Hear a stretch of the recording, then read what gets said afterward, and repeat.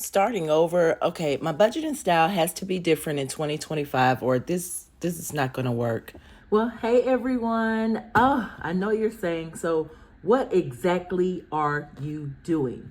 I'm here to explain. Give me just a minute.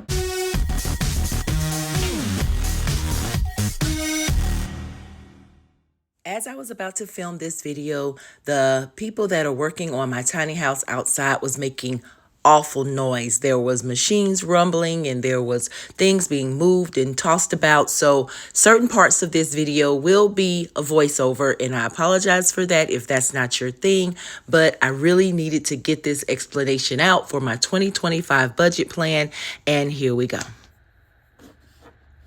My plan for 2025 is sort of simple. I'm going to keep it just to the point, basically. I'm going to expense track.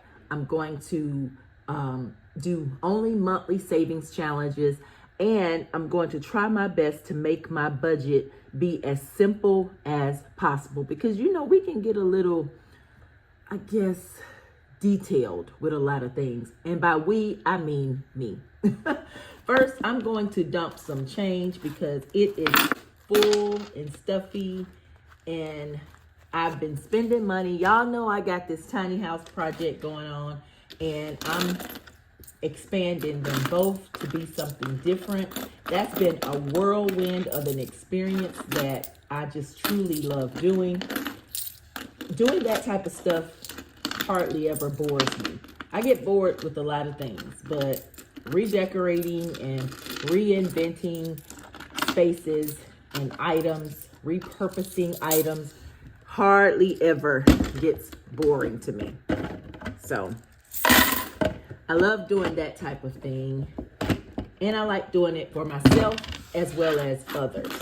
So I'm busy here putting in these coins, and I really hope that I can get my coin jar filled up. I'm ready to create bookends out of the two. This one will match the other one that I have, and it's literally taking me longer than I expected. Of course, November and December are no spend months for me. By all that change, you can tell that it's not going so well. But I will say that it's not for personal items that are not necessary. So as I mentioned, I'm doing my tiny house, which is more of a business investment, somewhat, I'll say, because I do plan to rent them both out. And I want to do that for nurses or some other type of long-term benefit for those who are traveling or having traveling jobs. That's what I want to do it for, more so than the Airbnb, which my other original tiny house was set up for. But you'll have to catch the video that's specifically talking about my tiny house to fill in yourself on all of that. I will detail everything in those videos. Today, I want to just give you the basic steps of how I plan to make my budget work for me in 2025. As you see, I am saving coins. Now, I will be dumping these coins at the end of December and starting fresh in January. I just recently dumped them about a month ago and used that money for a beneficial purpose. If you didn't catch that video, it's probably about 3 or 4 videos back, what I did with my coins when I dumped them. But I do plan to dump these at the end of December, so I'm going to continue to save these coins until December, and then I'll dump them and decide how to use the money at that time.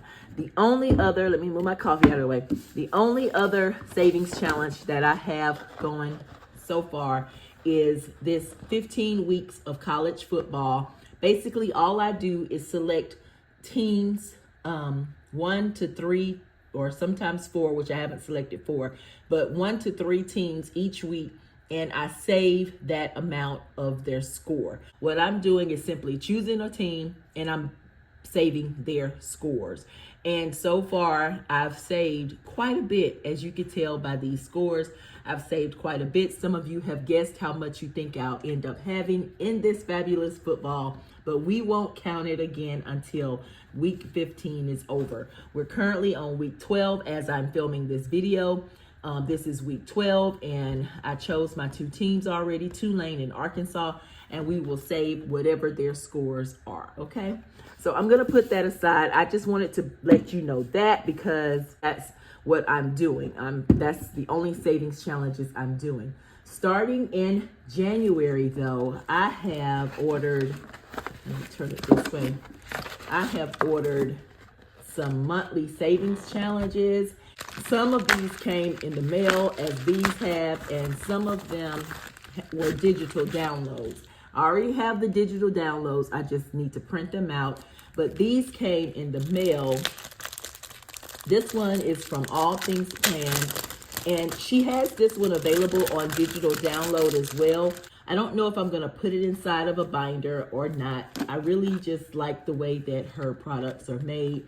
And whether I finish this entire card in January or not, when January ends, this challenge ends, and then I move on to the next one. But I have some other challenges also that I'm going to be doing within the month.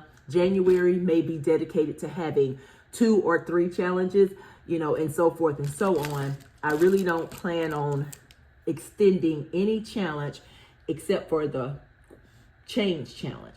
Every quarter, I will dump those. My quarters consist of 4 months instead of 3 months. And so every quarter of mine, I will dump the change. Other than that, each month will include a savings challenge that I will use at the end of each month. It'll make more sense, I'm sure, as I get into the months in 2025 roll around, if there are no problems and issues. S&C Budgets is who I ordered this set from, and he sent me $100 placer. Oh, and it's so pretty. This is so pretty. I like that. I really like that. So let's see. And this one, let me see. Oh, this is one where you save $150. So I may include this in one of the months that I'm saving and use that. And again, my goal is not necessarily to finish each challenge. That's not what I'm going to go into 2025 trying to do. I'm going into 2025 trying to just save as much as I can for that month. And especially until I get my debt paid off, I'm going to use that money to either get a month ahead on my bills or to get this debt paid off. I may even try to save some of the money saved for a vacation. I don't know how it's going to go. You'll just have to stick around and see. I do know that I've come a long way on paying down some debt, farther than I could have ever dreamed of coming before January arrived, and I'm so thankful for that.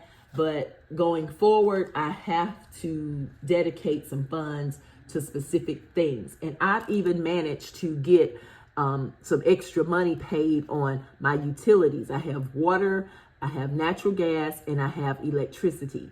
And so I've managed to make extra payment on those to go towards whatever bill come out. Not necessarily to cover the entire bill, because those bills vary. But I have been making extra payments on them so the bill could be less and less per month. I'll explain more later. So this, as I mentioned, came from S&C Budgets, and she also has monthly challenges, and I love the way hers are set up as well. This one, you're supposed to save 37, 47. March, you have 23. I don't know if I'll get to scratch and save the entire card by January 31st, but I'm going to start this one in January. I'm also going to start the one I got from All Things Planned and save as much as I can on this one. And then at the end of each month, I'll let you know how I plan to allocate those funds. It's really exciting. I'm looking forward to that. I mean, I am definitely going to try my best to get the challenges done. So you'll be seeing this binder a lot more starting 2025. God willing, we all make it safe and sound, because you just never know these days. So here is my plan. My plan started with expense tracking. So it really helps to start expense tracking 30 to 60 days before even writing down a budget on paper. I say that because it helped me to be able to know where my money was going so that I would know where to send my money in the future. That would help me prepare a written budget that I think would be more feasible to my spending habits rather than just writing down something that I hope will happen. I'm writing down something that I think I can put into honest practice every day, every month, every week. This really, really helped me more than I knew that it would. I actually think it helped me to be more aware or more accountable for my spending, because I knew that once I spent the money, I would have to write it down. I'm counting unexpected income as well. I'm not just using my regular weekly pay that I pay myself every Monday with. I was using unexpected income as well to help me with this expense tracking. You want your budget to be as consistent and as accurate as possible. So by expense tracking 30 to 60 days, before you even create a budget. Let's go back. So before you even create a written budget, expense track, because you really want to know where your money is going. How often at the end of months do we come up and say, okay, I had $1,000. Where did it go? What did I spend it on? And you're having to search for receipts and look at your bank account to determine where your money went. Expense tracking helped me know at the end of each week where my money went for that week. The next thing is then create a debt and balance sheet. And just keep in mind, these hints and tools and tips are for me and my personal use. So you can do what's best for you and your budget. But for me, creating a debt balance sheet helps me to prepare a better and more accurate budget for the future. So by writing down everything that I owe, the balances on them, that will help me be able to tackle certain debt that I want to go ahead and clear off. I know that I want to clear off my credit card balances. So I start with the smallest debt and then I pay that off or pay on it until I get it paid off. And then I work my way up to the largest. You may want to do it different. There may be a different option that you have in mind, or you may only want to put an extra $20 on every debt that you have. However you choose to do it is good, but I suggest you put it on paper first before even writing your budget down, simply because once you write down your budget, in case you have extra income coming in, you'll know where to allocate that extra income. And most people will allocate that extra income or savings challenge income to debt. The next thing after doing that I wanted to do was create categories, because categories tells you what you have in your life that will require money at some point. May not be every month, but at some point it will require money. Everything that required some money out of my pocket on my expense tracker, I decided to create a category for it. Now, before, I've had a health envelope, I've had a medical envelope, but I didn't necessarily visit the doctor as much as I'm doing now. So do I need a medical health envelope? Yes, I feel like I do, because for 2 of those weeks that I expense tracked, I found myself spending over $100 for medical expenses, whether it's a copay or whether it's going to the CVS buying a prescription or something. I needed to do that. Whereas in the past, I wasn't spending probably $20 in 3 months on anything medical or health related. So that's why I say when you do a 30 to 60 day expense tracking, you'll begin to see how you really flow. What's your average flow? And within them 30 to 60 days, if you haven't spent money on it, then more than likely you don't need an envelope. Or if you do, that envelope can get a little of nothing because you're not in it. Now, unless you want to create a sinking fund for when it does happen, then that's your choice to do that. After I categorize my expenses, I'll create my envelopes. I'll be determining where my money is going. So going back to my expense tracking sheets, I will then categorize all of my categories and then I'll come up with a monthly average. I'll break it down by the week and that will determine what I need to put in each category. For example, if my average cost for my groceries is $100 for 4 weeks, then I'll divide that $100 by 4 and that will give me what my weekly savings amount needs to be. Of course, that's just an example, but to make it simple, I wanted to put it that way. There are some times when you do this, you'll see that, hey, I'm spending a bit too much per week on this particular category. That means you may need to look for ways to cut back. You may be able to bundle insurance to get a lower rate, or you may be able to cancel some subscriptions or some other things so that your rates can come down on certain categories. And that will help you determine also what weekly amount you need to allocate towards that category. Bills are going to obviously be the most money that you spend in any given month, most of the time. But if there are ways, like I mentioned, that you can cut back on those, try to do that. So we're going to determine how much income I'm bringing in. Normally, I'm paying myself every Monday the same amount from my income. But what I do count is income that I know for a fact is coming in, which are from my renters. That's my main source of income. So you may have heard me say earlier that on my expense tracking, I was counting unexpected income. Unexpected income for me is anything that's not done on a regular basis or not pre-scheduled or pre-planned. For example, if someone called me at last minute to do a bartending gig, interior decorating job, or something like that, that hasn't been on my calendar scheduled already, I consider that unexpected income. If I get a new tenant in, I pay myself a fee for that. So that's unexpected income.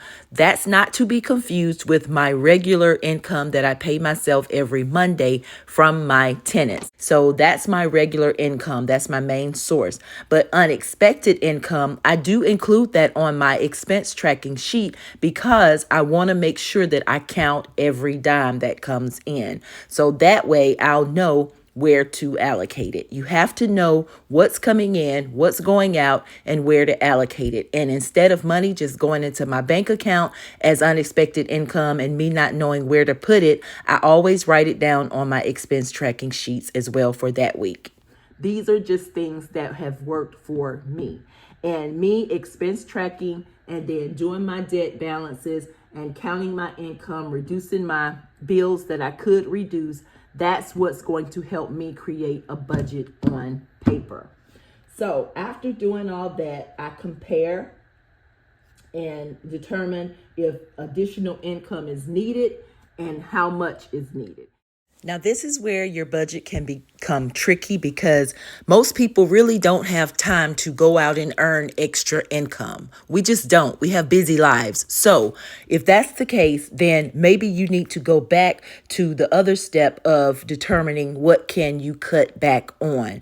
But if finding additional income is something that you can do, whether it's by selling things that you no longer use or by doing Uber, Lyft, Uber Eats, whatever the extra income you can do, this may be the time to be real with yourself before you write your budget down on paper. Because when you write your budget down on paper, the key is to have enough income to cover all of your category expenses. So if your categories by expense tracking end up being more than your income based on your weekly and monthly expense tracking method that you choose, then you'll either need additional income or you'll need to cut back, or you can do a little bit of both if savings is in your future. If you want to save more, then you may want to add additional income and cut back. But you need to determine if you're going to earn the extra income, where is that extra income going to go? Are you going to pay down debt? Are you going to create an emergency fund? Are you going to go on a vacation? Are you going to just use it for savings? Or are you going to use it for regular monthly bills? I wouldn't personally put extra income towards vacation or fun if I have debt or bills that I have not paid in advance for, But that's just me. I like to save separate for things like that.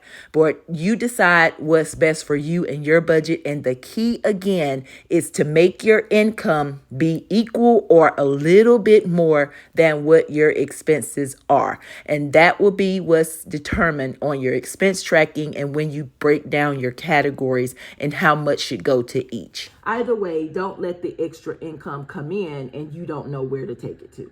Next, start a small savings challenge. However you decide to save your money, create a challenge out of it, because sometimes challenges will help us save more. So here with this option here, you may be saying, why would I start a savings challenge and I haven't even written down a paper budget yet, or I haven't even started a budget? Well, the key is, for me, if you get in the habit of saving before you write down your actual budget, then that will help you to allocate money toward savings on paper. So it'll become easier and easier to save. And I'm not talking about a great big challenge of saving $10,000 here. I'm talking about many challenges, small challenges, some that you can definitely do once a week or once a month and be happy with. It's fulfilling to finish those savings challenges. And while you're expense tracking, you can also jot this down on your expense tracking sheets week by week. Put that you allocated $5 to a savings challenge. Note it. If you spend it, put it on paper to see where it's going. And that way, when you create your categories, you'll be able to add savings challenges as one of your spending categories on your paper budget. Hope that makes sense. But trust me, getting in the habit of saving money prior to putting it on paper really, really helps. And it also shows you where your money is going, because that's important. Based on my expense tracking, based on my income, based on my debt, based on my unexpected income, all of that, I'll have a written budget based on that. So you see all the steps that I took before I plan to actually write down a budget. I think those steps matter, because if you just sit down and say, well, I got this much income, then I have this bill, that bill, that bill, then I want to do this, that, and that paper can look overwhelmingly not doable. And you don't want to set yourself up for failure. You want to succeed in budgeting your money the proper way, because you do want to be able to enjoy your money. You do want to be able to do things that you want to do, buy things that you want to buy, and not necessarily see all your money go to your needs. And then once you write that budget out, try it for 30 days. Try to stick to it for that first month, even 2 months if possible, because that will be a consistent method. If you can try to put it into action for at least 2 months, then that will show you, hey, this is going to work, or I've overspent. For me, when I expense tracked for those 30 days, like I said, I had 2 positive weeks, I had 2 negative weeks. So me going in writing my budget, I need to adjust where I saw my money was going. That's going to be the benefit of that. And then after you do that, you basically review it after every month just to see if it's, we call it a closeout. We close out that budget. We close out that month. And just to see if it's on point, off point, way off point, or way below point. If you've budgeted too low, but you need to go a little higher, that's the time to adjust and do that. If you budgeted it too high and need to come way down, that's the time to adjust and do that. Plan also for emergency spending, and that's where your mini savings challenges can come into play as well. The savings challenges that you create or those that you buy and do, those can come into handy by creating your emergency spending. And this step is not to be confused with an emergency fund. Emergency funds are normally kept in a bank account somewhere, high yield savings account, in case you have a big purchase or an unexpected emergency in the future. What I'm speaking of here is emergency spending. For example, any unexpected expense that is, I'll say, less than $300, that can be an unexpected spending expense. So you would want to literally just put aside some money. And some people just have a miscellaneous category envelope that they use to do this with. And that way, if you need an additional $20 here or $50 there, you can reach into that miscellaneous envelope and just grab it out of there. If you can save $300 to help you in the time of need, if you need it, do that. And then whatever the tax is in your area, add that tax amount to your $300 and save that. For example, when I want to save $300, I'm going to add 10% to mine because our taxes in my state is 10%. So that means I'll save $330. And every time I can save $330 or somewhere up to $330, that's what I plan to do, but it's your choice. You decide to save your money. However, if you want to put it in a shoebox somewhere safe in your house or wherever, that's your choice. You do that. Don't allow anyone to dictate it. Of course, experts will say, put it in a high yield savings, put it in a money market, put it in a CD. It's up to you. It's your choice how you would do it. Whatever way you feel comfortable in doing it, I would do it. I wouldn't, however, put my emergency save funds money into an investment because investments are a hit or miss. So you don't save money by putting it in an investment. You make money sometimes, but you don't necessarily save money. So put it in a spot where you can get to it, easily access it if you have to, if an emergency were to pop up. While I was filming this, the postman brought my coffee that I just ordered. I was looking for the blueberry coffee and I could not find it anywhere local. So I decided to go on the Keurig shop itself and order some, and it came. So I had to make me some. And the blueberry coffee mixed with the vanilla cream. Oh my gosh, I love it. I love it. It's not just for summer. I can drink it anytime. Anywho, I'm about to enjoy this cup of coffee and create my budget. I'm going to try to write out my budget based on my expense tracking, the debt that I owe, the categories that I have, and I'm going to base it on the income that I receive, basically the known income. I will not include the unexpected income because of course that varies from time to time, but based on my expense tracking of the unexpected income, I can give myself a roundabout figure of it. Until next time, you guys, I will see you in January 2025 for an actual budgeting video, and you'll see what written budget I've come up with. But until then, you enjoy your day, night, whatever time it is, wherever you are. Enjoy yourselves, you guys.